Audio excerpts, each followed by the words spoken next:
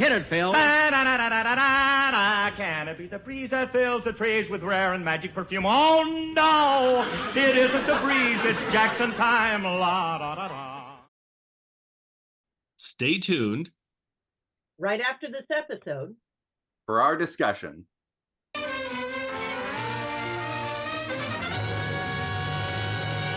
The Jack Benny Program.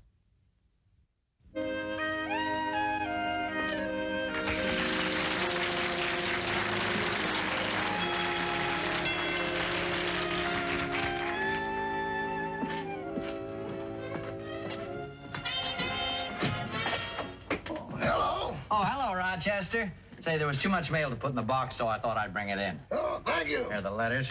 Here are Mr. Benny's magazines. Lonely Hearts. Woman's Home Companion. Muscle and Body Development. And the Wall Street Journal. Oh, that's for me. Yes, it is for you, Rochester. Tell me, do you own stock? I've got 2 shares of Mr. Benny. He incorporated himself. Oh? I bought it at 39. It's been there for 10 years. I see. Well, I got to be running along. Is this all the mail there is for Mr. Benny? No, I'm still carrying that letter around with the postage due on it, but I guess there's no use going through that again. No, I suppose not. By the way, how long ago was that letter mailed? I don't know. It was handed down to me by my father.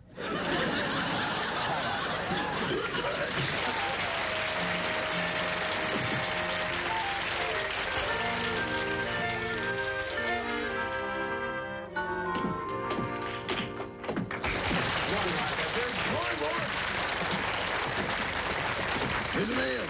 Thanks.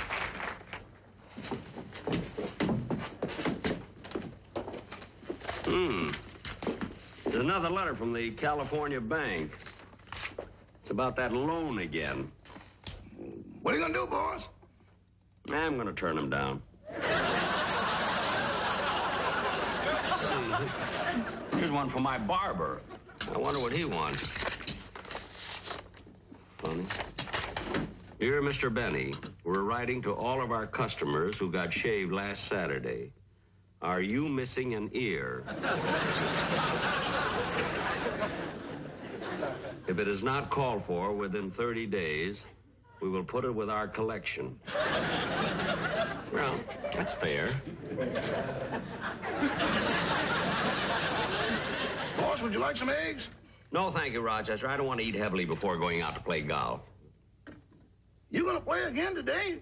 Yes, sir. You know, there's nothing more relaxing than being out on that golf course, especially when the weather is so nice. You certainly were happy when you came home yesterday. Oh, why wouldn't I be? I played in the 70s. I know what the temperature was, but what did you shoot? 103. 103? On the last 9, I had a couple of lucky putts. Rochester, do me a favor, will you, and bring my golf clubs? Yes, sir. I'll get it. Hello,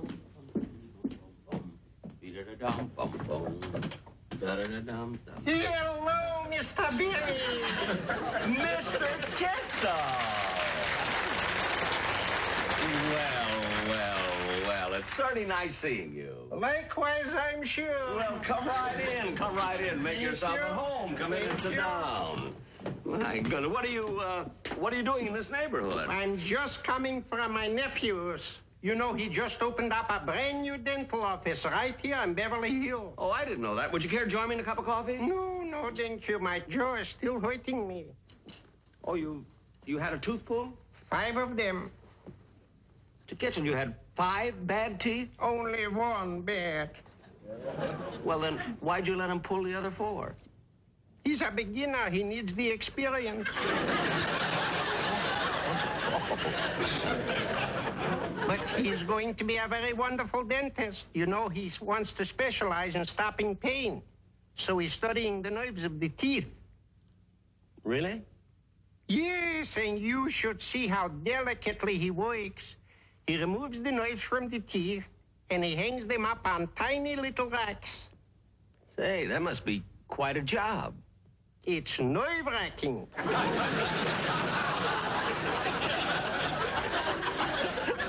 Mr. Kitzel, you went through all of that just to make up a joke. Yes, I guess I'm still a little silly from the laughing gas he gave me.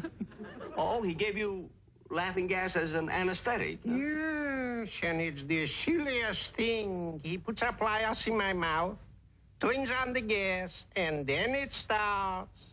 I'm laughing, he's pulling. He's pulling, I'm laughing. I've never had that. How long did you keep laughing? Till he handed me the bill. Hello, Mr. Kitzel. Hello, Rochester. There you close, boys. Thank you. My, what a happy household. You're going to play golf, and you're going to play tennis. No. He's going to play golf. I'm going out in the back and beat the rugs. He beats the hogs with a tennis racket. Well, it is confusing. See, the other day he forgot himself and jumped over the clothesline. Well, Mr. Kitzel, if you don't want coffee, is there anything else I can get you? No. I appreciate you, but really, I got to be running along. I just dropped in to invite you to me and my wife's anniversary party Saturday night. Oh, you're having a wedding anniversary. Yeah. Which one? 13. 13, isn't that unlucky? What was so fortunate about the other 12? Ah, Mr. Kitzel, you have the most wonderful sense of humor. And I shall be at your anniversary party. Wonderful, and you'll have a chance to meet my uncle. What a character. Everybody calls him Tex. Oh, he's from Texas. No, he's in the textile business. Well, Mr. Benny, I got to be running along. I don't want to be late for my bus. Wait a minute, you don't have to take a bus. I can drop you off on my way to the club. Oh, bless you, heart. Certainly. Oh, excuse me just a minute. Yeah. Oh. Hello? Okay, put him on. It'll only be a minute. It's my manager. Oh, fine. Hello? Yes, Joe. Now? But I want to play golf. Oh, everything has to be an emergency. All right, wait for me. I'll be in the office in about 20 minutes. What's the matter, Mr. Benny? Something is wrong? Yeah, that's always in show business. An emergency. I have to be in my office. Oh, I'm sorry. Rochester, will you please Yes. put my golf clubs away? There's an emergency. I got to go to the office. What are you laughing at? I was just thinking about how lucky I am. What do you mean? You have to give up your golf game, but I can still go out in the back and beat the rugs. Come on, Mr. Kitzel. My car's in the back. All right.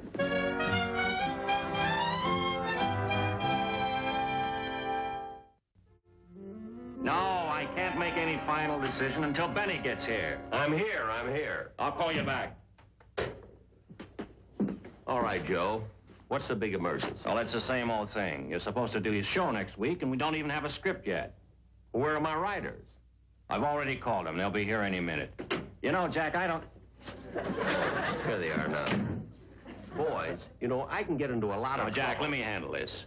Now, look, fellows, I've been trying to get you on the phone all week. Where have you been? Springs.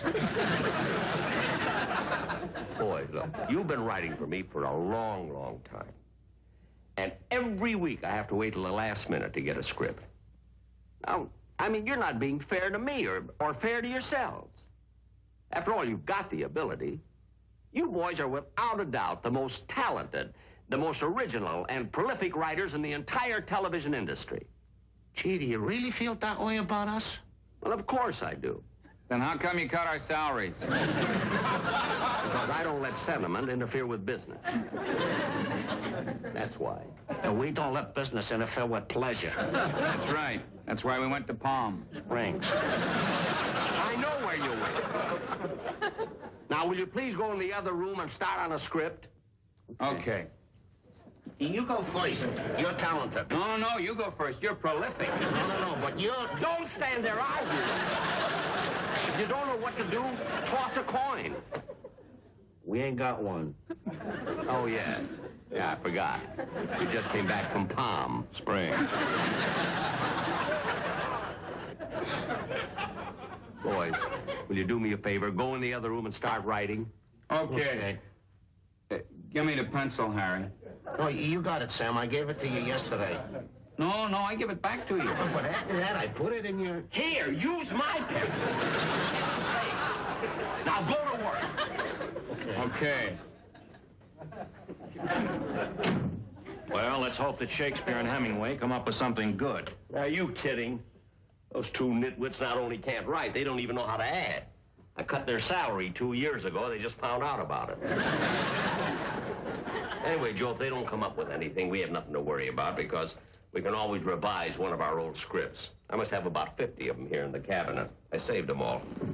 We can look over a few of them. That's funny. It's bare. Well, what now, Mother Hubbard? Can't understand it. I had over 50 scripts. Nice secretary. Miss Adrian, will you come in here, please? I don't know what could have happened to him. What do you want, Mac? It's not Mac, it's Jack. In fact, it's Mr. Benny. Can't forget she used to be a waitress. I know what you mean. Yesterday, she typed a letter for me, and at the bottom, instead of putting respectfully yours, she wrote, please pay cashier. I can understand that. You men are all alike. Every time you see a pretty dame, you start whispering. Miss Adrian, I had over 50 scripts in the cabinet. Now, where are they? They're in my office. Well, will you please go and get them? Okay. Can't understand why she keeps moving things around. Here I had all those scripts in perfect order, classified as to subject matter and everything. Here you are. Thanks. Now, look, why were they in your office? Well, I have to sit on something and you won't buy me a chair. One thing at a time. I bought you a desk. I'll get you a chair as soon as I know you're going to work out. Now go. Okay. Come on, Jack, let's start reading these scripts. This one is still warm.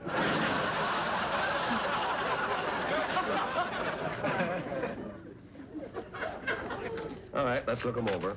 Hey, Mr. Benny. Oh, hey, fellas, have you got an idea? Yeah, we got an idea, but we couldn't write it down. Why not? I gave you a pencil. I know, but it ain't got no lead in it, see? Oh, it ain't got no lead in it. See? Give me this. Look at it. All you do is turn this, and out comes the lead. You see, it's an automatic pencil. That's all it is, an automatic pencil. Yeah, hey, look, Sam, all you do is turn the knob and the lead comes out. Hey, that's pretty good. Let me turn it. I want to turn it. Oh, let me, please. Oh, I want to try it. I turned it already. Now, will you please go out and write something? Okay. I turned it. Jack, I don't know why you keep those guys on. I don't know either. I think they'd be a little more grateful. I brought them over here, taught them English, gave them 2 meals a day. Hey, when are you going to finish with that stack of scripts? My feet are killing me. You'll have them as soon as I'm through with them. Okay, Mac. The name is Mr. Benny. You didn't mind me calling you Mac last night. Well, that was on Mulholland Drive. Now we're in the office. Okay, Poopsie. Oopsie. Say, Jack, look. Here's a script you were nuts about, and we've never been able to do it. This one, let's see.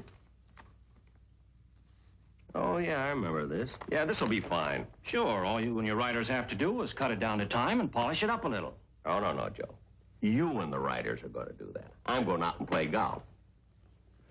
But, Jack, and another thing, I've been working too hard, so I'm going to miss the first couple of days of rehearsal. You can get me a stand-in. But we won't know how the show's going to work out with a stand-in. You've got to come down to the studio and rehearse. I got to do this. I got to do that. I don't got to do anything. I'm going out and play golf. So long, Mac. Oh, shut up.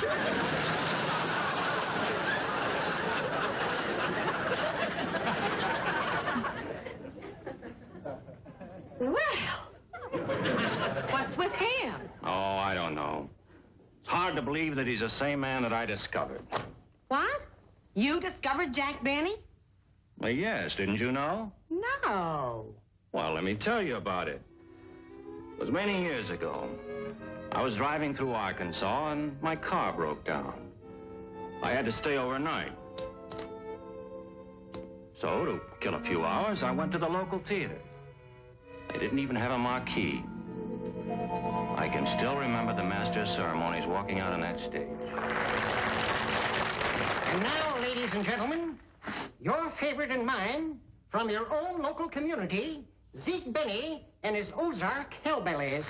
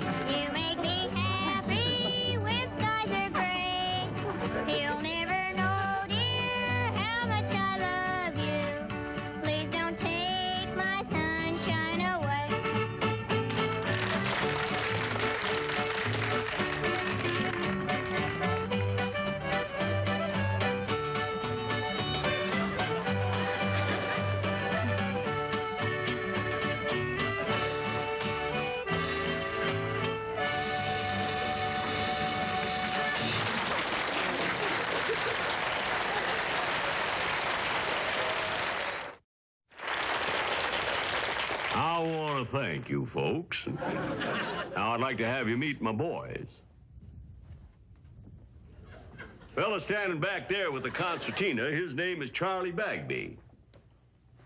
He's the smart one of the group. Hey, Bag, how much is 2 and 2?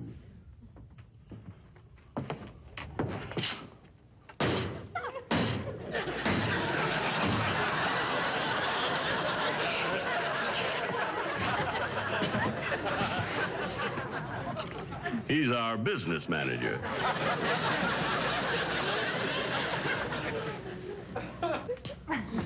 This fella here, with the clarinet, his name is Wayne Songer.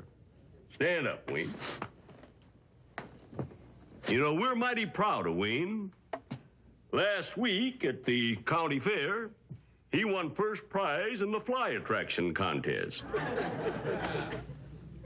Wasn't even entered. Good work.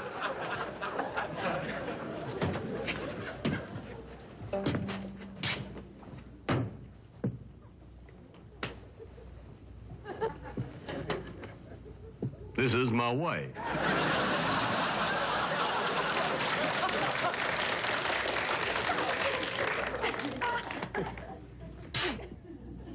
That's our son, Sammy.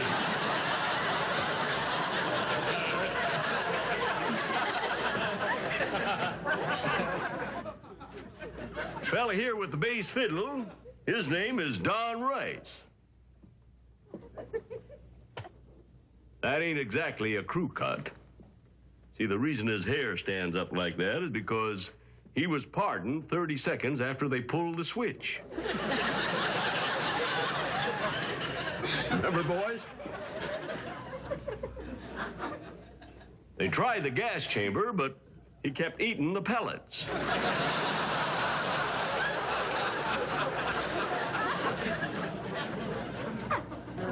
Well, sitting down here, my guitar player, that's Frank Remley.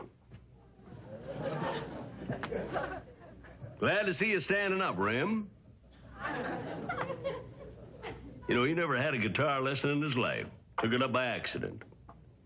He figured as long as his hand was shaking anyway, he might as well have something behind it.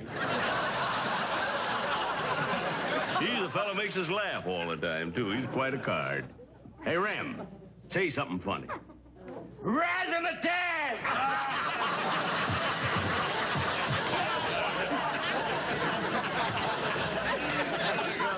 Good.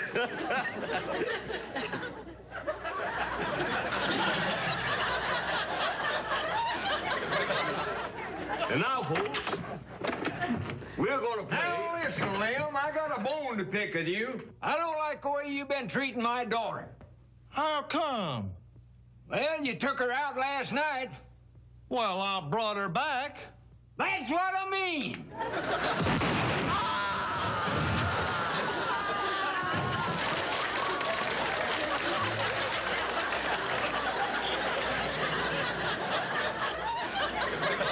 Take off your hat, son.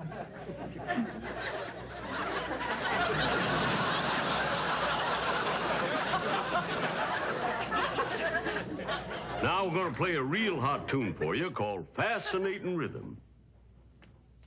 Hit it, boys.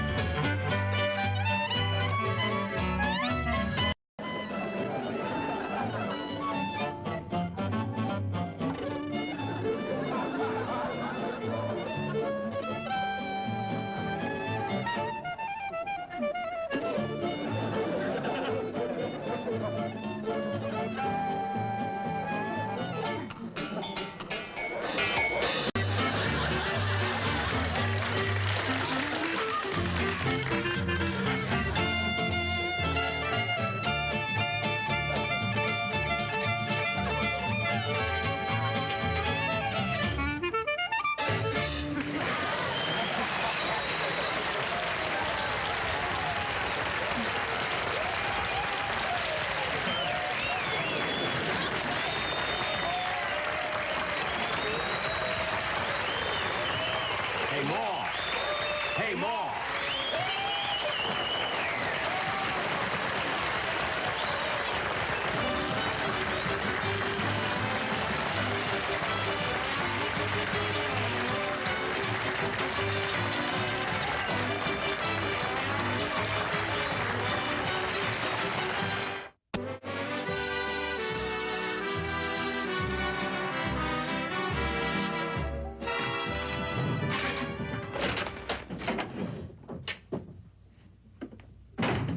Hello, Rochester. Oh, hello, boss.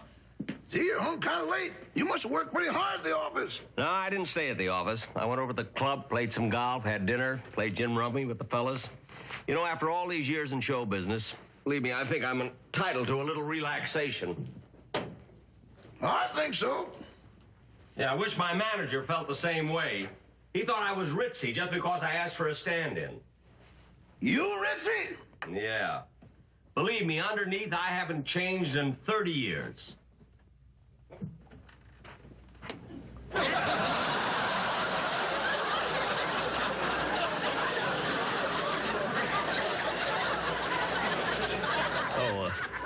Good night, folks.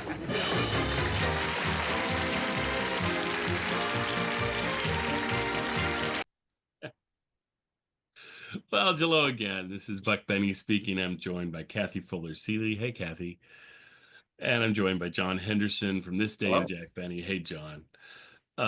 This Day in Jack Benny, you have done that for... I think since 2016. Okay. Nice. Good for you. Yeah. Been coming up and on it. And I was listening to you before I started. So when did you start? I started in 2000. I created the space in 2005, like through a couple episodes, played around with a couple episodes there. Really started probably 2006, 2007, sometime in there where I really was doing it in earnest. Yeah. Been a while. Yeah. Been a while. I mean, you can't get enough of Jack Benny, and there's definitely seasons where like I'm just like, I don't know. Sometimes I will start listening and it will like hit me again in a refreshing new way. And I really appreciate Jack Benny again. And other times I'm just sort of like focused on sort of the business of it, because I always listen for the references and then try to explain those with clips and things to make it interesting. But sometimes, like recently I've been listening to the shows and just really enjoying the shows themselves. Yes. So it's great. It's so strange how that comes and goes and things, and then apparently it goes entirely, because I'm just sick of Jack now, and this is going to be my final Jack Benny presentation. I hope you guys enjoy this. No, I still love Jack, but I 100% agree.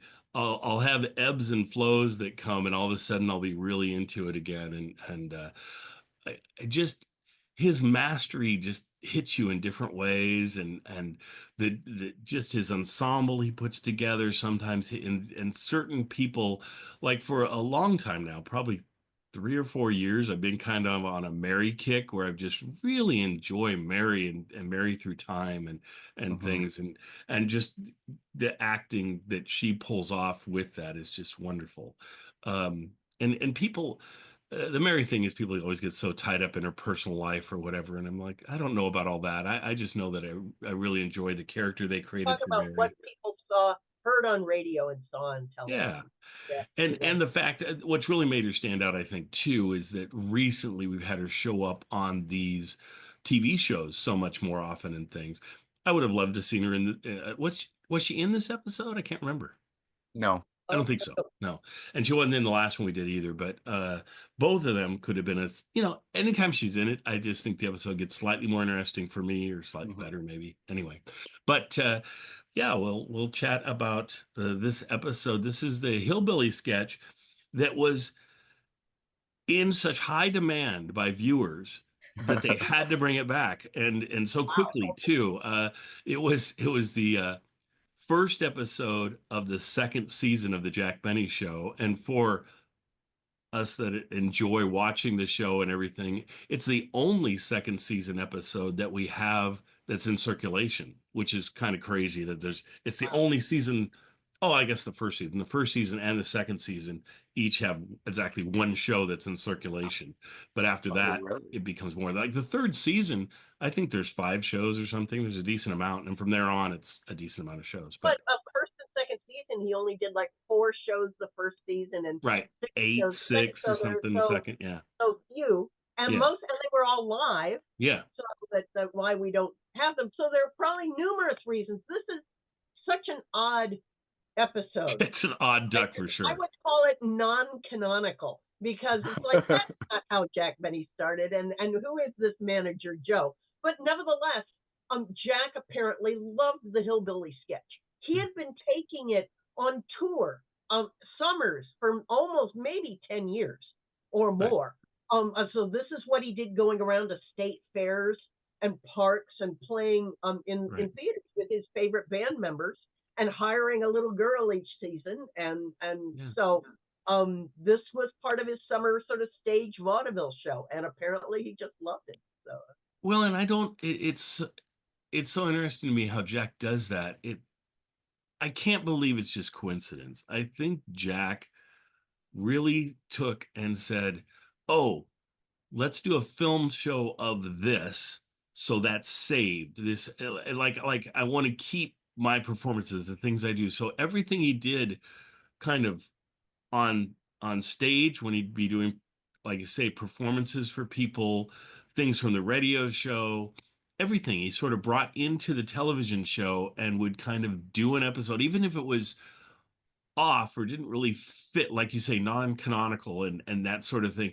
He would bring it in anyway, and just find a way to force it in, and so that it would be preserved, I guess, is sort of what he was doing. But also the necessity. So he's wound down the radio episodes, but even producing a new half hour every other week is for him and his writers. So I can absolutely understand taking what we call the intellectual property, getting everything you can out of the old radio scripts and finding a way to put it into a television show. And then also the early TV shows that were live, and the kinescopes don't look so good. So again, finding ways to repurpose things you've already got. Well, I also wonder if it's Jack sort of going, because Jack could be saying, well, if we do something I've already done that I'm comfortable with, I've done this a million times, I can do this in my sleep almost, and it's simple, and audiences always seem to like it. I'm sure the TV audience might like it too, and so it works for Jack in a number of ways. Anyway, I think doing this now, does it work for the audience and for the modern audience and things? Boy, it's pushing it, but we'll get into that. Anyway, John, what were your thoughts on this episode? Yeah, I mean, it is interesting to know that he did this Hillbilly section live, because I feel like that, watching it with that perspective, I changes the way you see it, because I could imagine enjoying this live if I'm at a state fair. I think that would be lots of fun. I think that the little girl does a great job, and it's interesting that you say that he replaced the little girl, because I remember thinking the same thing last time. Like, wow, this little girl's doing a really great job, where she's just like playing it deadpan, totally still. And this being a filmed episode, of course, it's a much clearer picture quality, but they can also do the thing where they cut to her or close up, which was lots of fun. So he must like coach and practice with, the children to get them to do it just right, because that was really spot on and great. I would say, there's a couple of jokes when he goes to meet the band. It's fun to see him, talking to the band, especially Frankie Remley, who was so notorious on the Jack Benny show. But the jokes themselves are pretty cheesy and bad. The one that I thought was okay was when he said, like, the first one where he says, count 2 + 2, and he does like the horse thing where he stamps his foot, but the others were just groaners. But in general, I would say it's the whole episode as a whole is a hodgepodge that is really shoehorned and doesn't work as a whole. So I'll talk a little bit more about my favorite piece, but let's go from there. We'll swing around a few times, so we're all good. Kathy, what stood out for you on this one? Well, here I just noticed that I made a mistake when we were talking about the other episode. This is the one where he gets the magazines in the mail. I was talking, but because both start out with the house set. Yes. Oh, I apologize for getting them mixed up, but both start out at the house set. And they said why I laugh at the non-canonical part is this idea that we hear a show in the fall of '57 and then this show in April of '58 that Jack has this fellow, a manager. Well, Jack had managers. And so with so many other characters having actual real live counterparts, like the band members and things like that, to have this made up Joe who's just serious and not, that's, if he'd have played him for laughs or played him for past knowledge, it'd be one thing. So I would think this is an instance in which the writers are trying this, but then agree it's not working very well, so they won't repeat it. Right. I did want to mention that we learned through Laura Leibowitz's marvelous compendium of all the television shows that they had filmed this in May of '57. So when Jack and his crew were able to film episodes and bank them, so that when he was still doing live episodes, it wasn't having to do live every other week. But curiously, at this end of the spring of 1958, after this episode, he follows the end of the spring with 3 more repeat episodes from 1953 and 1955.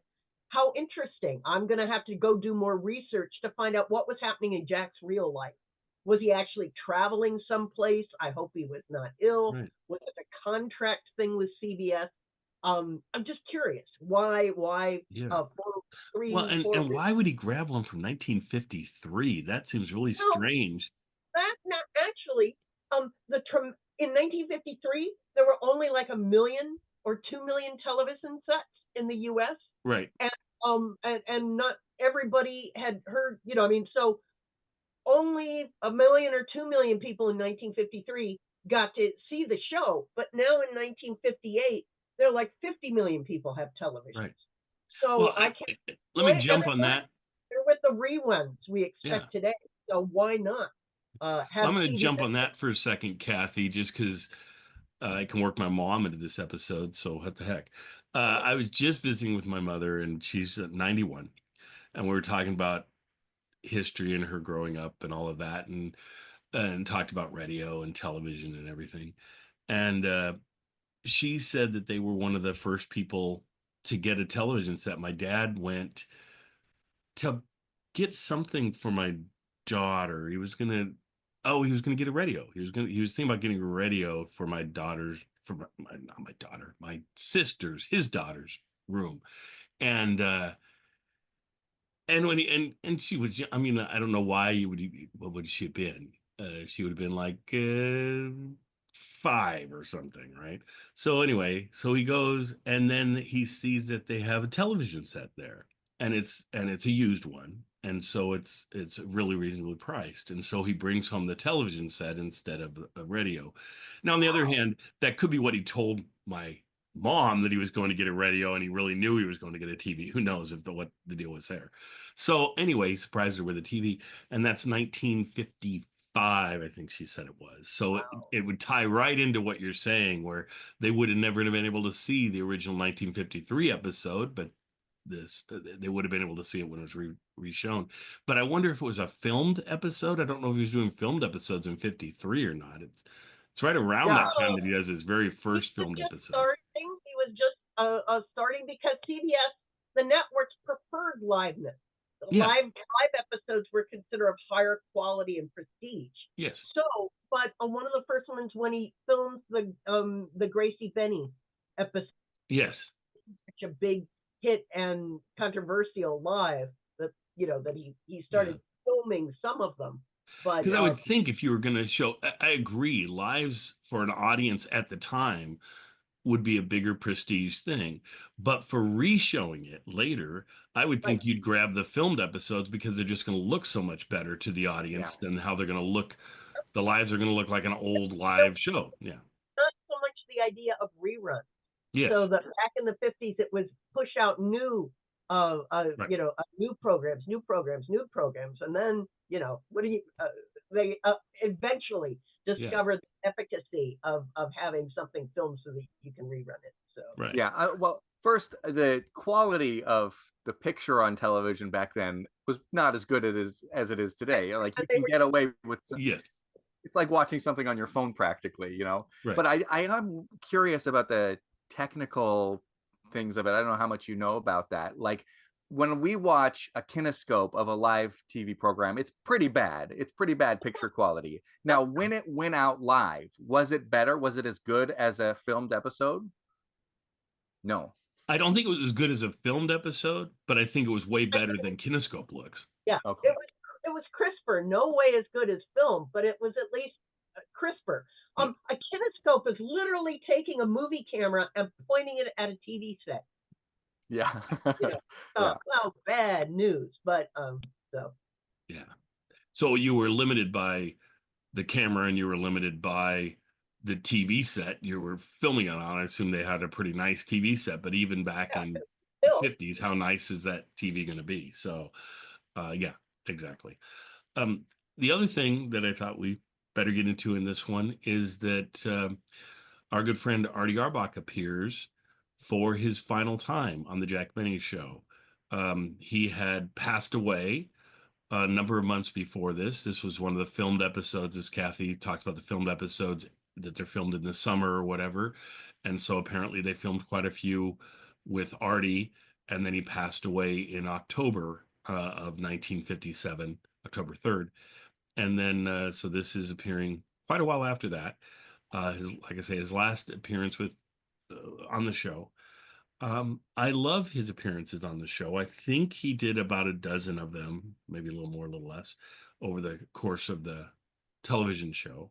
Certainly on the radio show, he was on since 1944, 45, something like that. I can't remember the exact year. but it was the pickle in the middle piece Yeah. where he's at the stadium and selling hot dogs is where we first get introduced to him. And and they just kept him coming back on the show. He'd have his little bit, and he'd be in most episodes. I, I, my guess would be he was probably in half the episodes or something, but he feels like he's in so many um, because it's just such a recurring part that oh, okay, this is the Kitzel part, and it would just be like 2 pages of dialogue, and then they'd move on, and yeah. 7, 8, 9, 10, 11, only 12 total. Starting from the first episode in 1950, from Jack's very first episode, 12. So, okay, I'm sorry. I said a dozen. It's 12. So yeah, but he was also doing radio at the same time. It's so interesting that the Kitzel pieces are always such little, self-contained things. Kitzel doesn't often interact with the other members of the and cast. Even in the television show. I mean, you got used to that in the radio show, but to bring that over to television where it's just Kitzel by himself pretty much, it'd be interesting to look at all the Kitzel performances back to back to back and see if he has any interaction with anybody. If he does, it's very seldom. Yeah. I mean, he does, especially I think early in the radio show, but again, it's just like Phil saying one line, and then it is still mainly this sort of. No, I'm saying on the TV show. I'm saying if you looked at the 12 performances on TV show, does he ever interact with anybody but Jack? I don't know. I think he does. Not. I think Mary at one point, Jack and Mary run into him or something. I think Mary says something, "Oh, I'm Mr. Kitzel" or something. But yeah. So that's interesting. Yeah. Well, he's obviously famous for being on the Jack Benny Show, but he started on other radio shows prior to that, like Abbott and Costello. Mm-hmm. So it's interesting that he became such a thing for Jack Benny. And I mean, to me, Jack Benny's enthusiasm, whenever he sees Mr. Kitzel and he's just like, Mr. Kitzel, like if he didn't go, Mr. Kitzel, yes, I'm sure the audience wouldn't laugh and I wouldn't be like, oh, I guess this is a thing. Sorry about that. I dropped my microphone. Yeah. Oh, and like you say, I should start running it again because I need to finish it off, but I have something I present on my podcast that's called the Mr. Kitzel Collection with a K in collection, right? So just to be fun. But what I do is I go back and I grab his earliest performances pre-Jack Benny and go chronologically through, trying to find as many as I can. There's some missing and things, but it's all the way back to just slightly after Schlepperman appears on the Jack Benny Show for the first time. In 32-ish time frame, played by Sam Hearn. He was on there before, played by someone else, I believe. But I think Schlepperman sort of is what kicked off a lot of the Jewish type characters being popular on various shows, and Kitzel comes out of that, I think. And so Kitzel makes his first appearance in like 34, 35, somewhere in there. And I'm trying to remember, Eddie Cantor was one of the first ones I heard him on. He was on Eddie Cantor for, I don't know, 6, 7 episodes. They had him on there and featured him pretty heavily in some of them, and then he kind of just went away. But then he was on the, like you say, Abbott and Costello. He was on Al Pierce's show. Oh, yeah. He was on... Who's the Tin Man? He was featured heavily on the Haley Jack Haley show, and he was on Jack Haley show for both seasons of the Jack Haley show. It's so interesting that Jack Haley show, like at its, I don't know if you'd say peak, that show was never well written. They would have been so far ahead to use decent writers because, my gosh, it has Gail Gordon on it. It has, I mean, on the same episodes, we're talking multiple episodes, has Gail Gordon, Lucille Ball, Mr. Kitzel. It goes on and on, all the different famous folks he has on there before their careers really take off entirely. And so it's just kind of fun to hear this group of people. And one of the things he does on there that I love is, because it doesn't work, is he gets them all together and they ad lib sort of just talk about a current event. So like, whatever. Boy, the prices of taxis are really going up, aren't they? Well, yes, they really are. And it goes around and you're like, okay, either write something that's funny for this, or guys, put some energy into it. You must be more interesting than, but man, it just dies. And they do that over and over again. It's like the writers are sort of like, we wrote 20 minutes of the episode. We'll do the last 5 or 10 where they just chat. And it's like, man, but because I would think if you did that with Jack Benny's cast, that would be really interesting to hear them just chat about life, but my gosh, maybe not. I don't know, because it certainly doesn't work on this show. But anyway. Well, since I hadn't heard the character, can I ask you all, did Artie Arbog's Kitzel, did he remain the same kind of character in all the shows? Oh, yes. Gentle, naive, fairly recent immigrant, and it's so interesting to compare and contrast that with Schlepperman, who's more of a trickster, that's a smart, finagler, yes. Working his way through the culture, whereas Kitzel is there to sort of never quite used to how America works, and yet sort of, as I said, sort of gentle and making jokes about, on the other hand, his family and his wife and things like that, to show a sort of gentle Jewish difference. That is so true. Yeah. It's much more of a second generation or more experienced player. He's very much the same character throughout. You can listen to his very first appearances on Eddie Cantor's show, and he's not known as Kitzel then. I think he refers to him as Artie on that show, if they even give him a name. And then on multiple shows, he has no name. I believe he gets the name, I want to say, on the Jack Haley show. At some point they mention him as Kitzel, I think, or Mr. I know Kitzel. that by Abbott and Costello, he's called Kitzel, but it's interesting because he loses the Mr.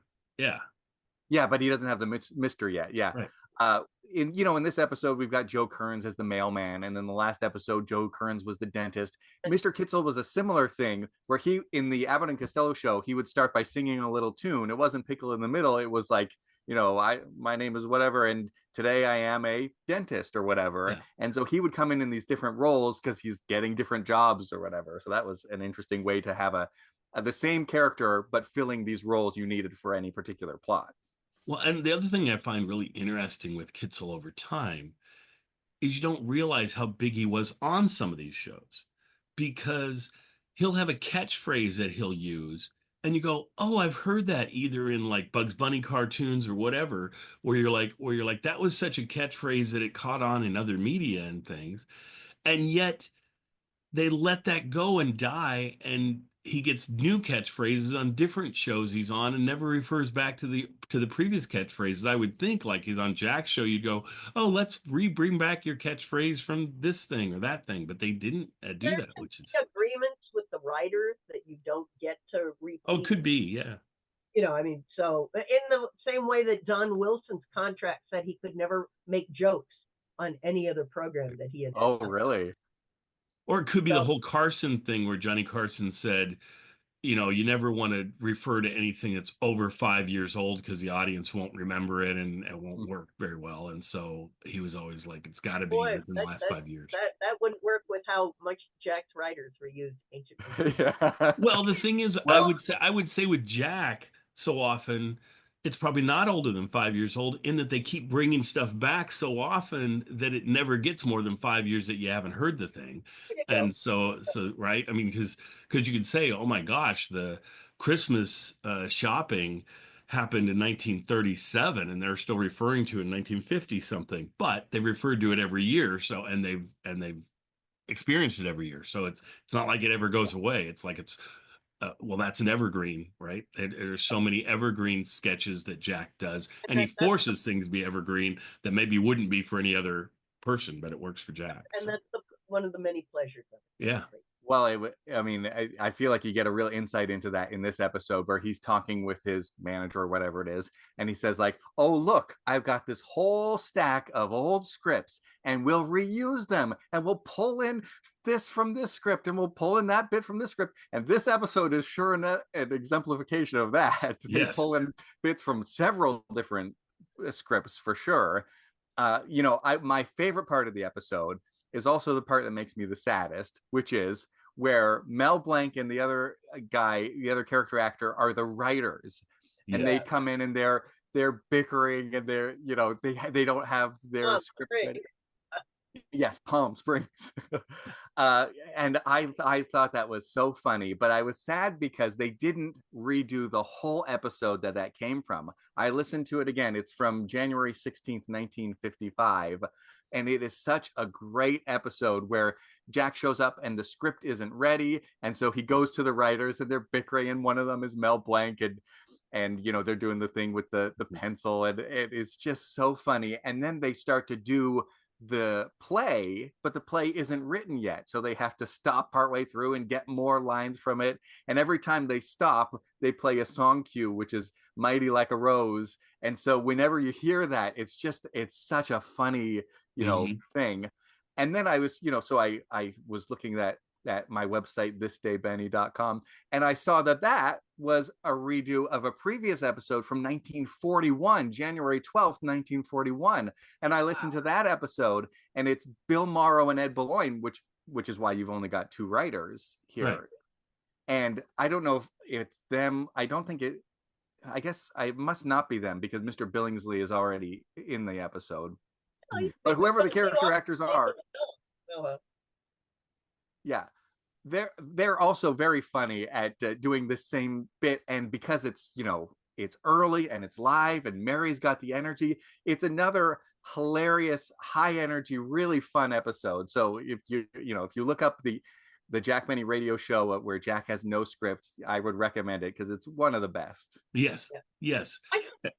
And like you say, it comes back over and over again, and I love how he does that, and the way the writers and Jack have always written as writers as being such inept people. I just think it's so delightful, and when in real life he gives them so much credit, and he always has. But anyway, yeah. But I wonder. I mean, you're absolutely right. I adore those episodes, and I wonder if they're a little too difficult to turn into TV.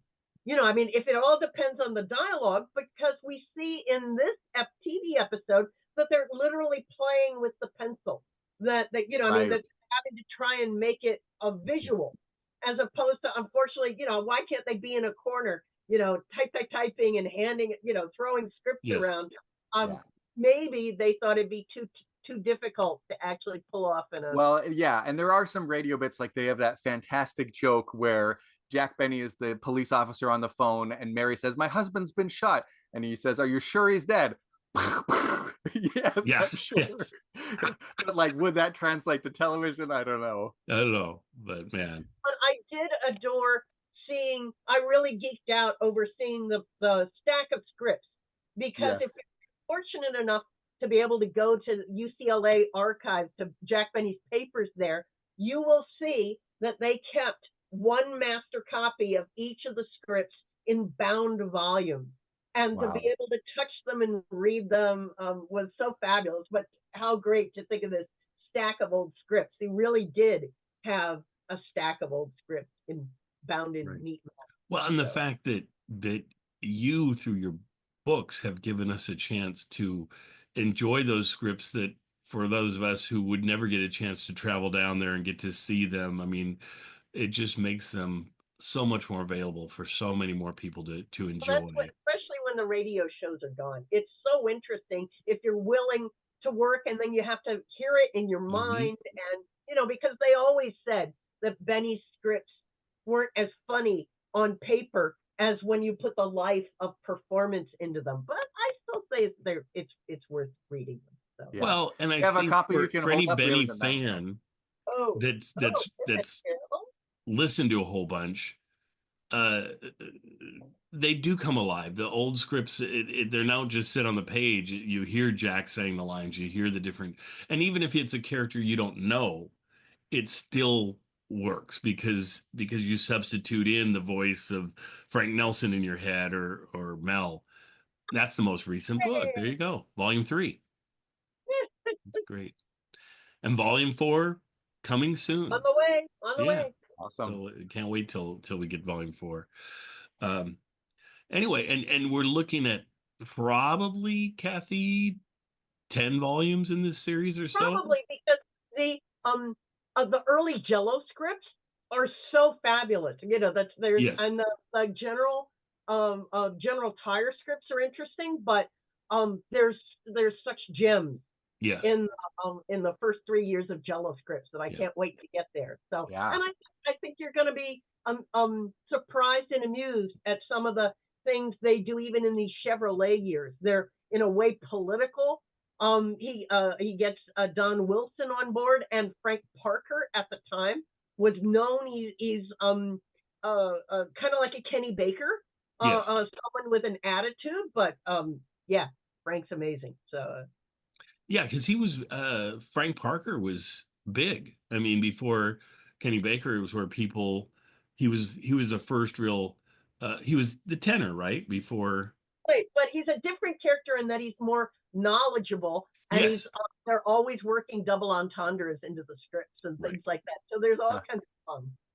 There's all kinds of fun. So. Well, it's just interesting to see the morph that happened between Parker to Kenny Baker to Dennis Day, and that the character kept on getting softer a little bit and more goofy until Dennis plays him completely goofy. And it's interesting to hear from Mary's point of view how her character had to reshape itself with these other folks. When Kenny Baker was stupid but said rude things, that's what Mary had been doing. So they fought that out, and then Mary becomes more sharp when you get naive Dennis. So, you changing one character actually does sort of change the chemistry of the group. So, well, and Mary is so interesting because the character becomes sharper, but at times they take her and make her too sharp, and then she can be kind of offensive, and so they have to back that off. It's finding the right amount of Mary to poke the other characters and take the wind out of their sails, but only enough that it's funny and that it doesn't seem harsh or mean. And sometimes that's a hard line to walk. Character in the context of culture at the time, you don't want to be yeah, which is why so often she's insulting Jack, but she's friendly with the other cast members because Jack is like the top. He's the man who the program's named after. Yes, agreed. And everybody can poke fun at Jack, so it's all good. but to finish up this odd non-canonical episode, how interesting and strange to find this manager with a flat tire or whatever in some dinky town in Arkansas, rolling into a small town vaudeville theater, and finding this act on stage. So the fact that they had a theater set, I don't know where they found it, but with the audience in bonnets and farmer clothes there to watch it, was one of the more interesting how I found backstories that are made up. Agreed. Totally. I mean, a very, very interesting episode, if nothing else, and with some great bits thrown within it. Certainly the little girl part, the part we probably should mention is with Jack saying that that's his wife. With my wife watching it, she was like, "Oh my gosh," and couldn't believe it. It was like, well, and he's our son.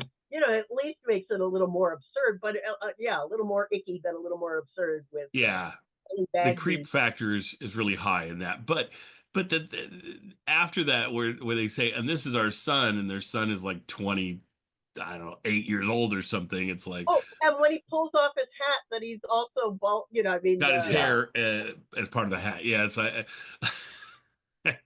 It's so silly what we find semi-amusing. So yeah. Well, yeah. Oh, please It's just such an odd thing. Like when you shared the episode, oh, we're going to do the filmed Hillbilly episode. And I started watching it. I was like, oh, I guess he sent me the wrong episode because there's no way that this is going to be a Hillbilly episode. The first time they do it, when they do it live, you've got Dorothy Shea, who's sort of known as like the Hillbilly of New York or whatever. And it makes sense. This one is just like, it doesn't make any sense, but yeah. No, I thought that was interesting too. I thought, okay, you would think if you didn't grab Dorothy Shea, maybe Dorothy Shea is not a big thing anymore at this time, but there would certainly, there's always been some sort of artist that's writing that edge and sort of that hillbilly-ish type and that kind of music and style and stuff. There's always been somebody doing it. I'm sure there would have been somebody they could have grabbed and it would have worked. Your Mini Pearls or something and brought someone over, but they decided to go a different direction with it. And Jack just wanted to showcase his favorite summer thing with his favorite members of the band. I did appreciate the up close cameos that we get of Charlie and Frankie Remley and folks to know that Jack was close friends with them for long years.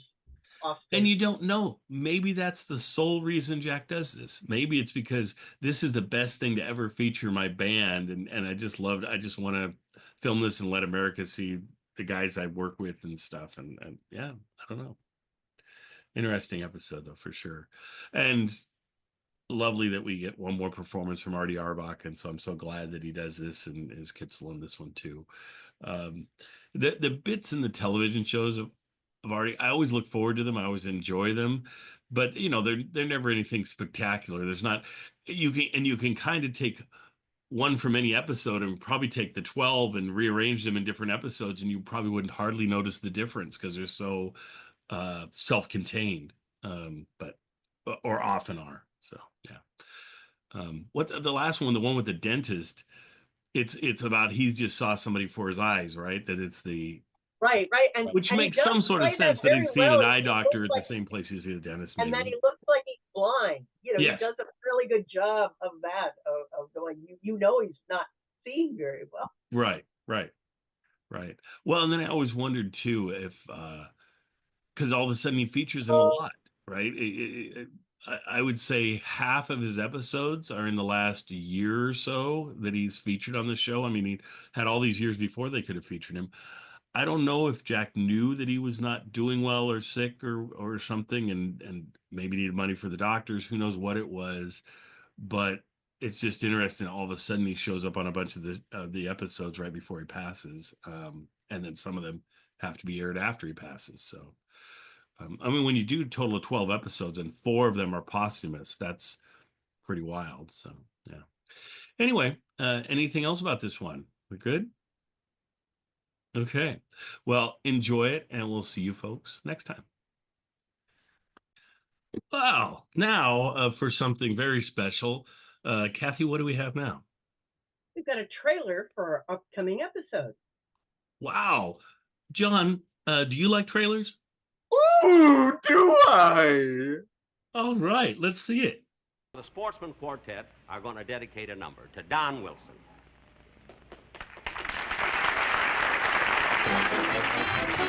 Never was a man who could forget the taste of a genuine cigarette.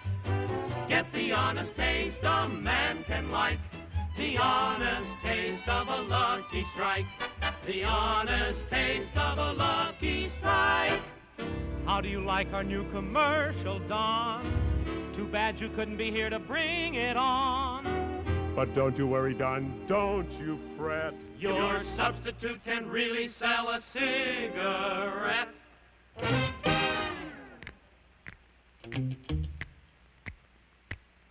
Don, meet Donna. Everybody loves a lover. I'm a lover. Everybody loves me. You have all heard Doris Day sing this way. Now we have another version. Everybody loves a lucky